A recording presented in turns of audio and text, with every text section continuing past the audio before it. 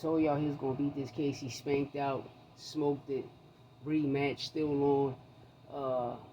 A knockout. I'm predicting a knockout this time around. Lamont Roach going straight to sleep. I know me. I mean, I don't know how to speak Spanish, so my Spanish might be fucked up, but Lamont going to sleep. He's gonna be snoring. You understand me? He's gonna be snoring. I promise y'all that. But besides that, shout out to Tank Davis. Shout out to Florida. Even the prosecutor in Florida, and the prosecution in Florida, seeing that this was a bullshit ass case. Good looking for them dropping the case. It was a domestic. You can always argue with your wife, with your baby mom, but sometimes they'll take things a little too far. But when you're a fighter with millions of dollars, you know what I mean, like $100 million in Tank bank account, and you stunting like that, this is the BS that comes with it. You feel me? When you got a hater that you sleep in the bed with every day, every night, and got a kid by, and when I mean a hater, because sometimes your worst enemy will be the person you sleep with. You understand me? But shout out to Tank. Shout out to that victory. Now we got another victory to end the year off. And I hope Lamont ready. I hope Lamont ready. I want to know, what do y'all think? Do y'all think Lamont Roach ready for this fight right now? Do you know how much anger this man got? Every time he catch a case, he come back and get a knockout. A clean knockout. A clean. And Lamont going to sleep. I'm putting everything on it. Lamont going to sleep. I'm putting the house on it. Lamont going to sleep. Because Lamont been going on a Berlanga tour. And, bro, it's a draw. You did not beat Tank. When you rewatch the fight, you could tell the first 8 rounds, you can, going into the 9th, 7-1. 7-1 are clear going on 8 rounds he took. And people talking about the 9th on down they give to Lamont, but the 9th round, Tank still was winning the 9th round. The 10th round, Tank won the 10th round clearly. But, we let you critics talk it. Y'all gonna display y'all hate. The young lions, y'all displaying the hate for Jerron Boots Ennis. This Boots Ennis hate is getting crazy. Yo, my apologies for how I'm recording. I'm just a little busy right now, but I had to come out here because, I guess I'm fixing up things.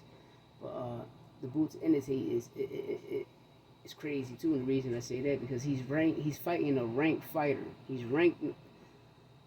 USMA Lima is ranked number 10 in the WBA.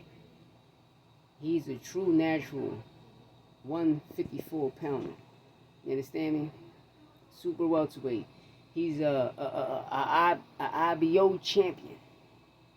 You understand me? And he's ranked in the WBA number 10. Rashidi Ellis is not ranked. He's fighting at 147. And that junior welterweight, 140. Y'all people got to make sense, because you let you people tell anything. This is the BS y'all get. Y'all don't know what y'all want. Y'all talking about names. Y'all worried about names while we worried about fighting people that's ranked. When you fight somebody that's ranked, a person can say, oh, you ain't fighting nobody. Nah, nigga, I fought a person that's ranked number 10. I fought a person that's ranked number 5. I fought a person that's ranked number 3. I fought a person that's ranked number 1. I fought my mandatories, which a lot of these other fighters is not fighting. They cherry picking who they want to fight. But to be ranked, you got to beat the top 20 opponents. And for him to come to that weight class, y'all not giving him a championship fight. So I'm fighting a ranked fighter. Rashidi Ellis had the chance to sign the contract. He didn't. He wouldn't listen to Brian Norman Sr. so much. They're going to trick you out your position. Why, Rashidi? Because you're a threat to Norman. You feel me, Mill? You always got to remember that, Mill. You understand? You hear me, my guy? You got to remember that. Your fighter is a threat to Brian Norman Jr., so he's going to always trick you out your position. And what I mean by that is, all he got to do is trick you out your position one time, and no other promoter will come your way. They be like, nah, he's bullshit. Because everybody doing this turkey, sign on the dot. You got an hour, or you got 2 hours, no later than 24 hours to sign this contract. I need a yes or no answer.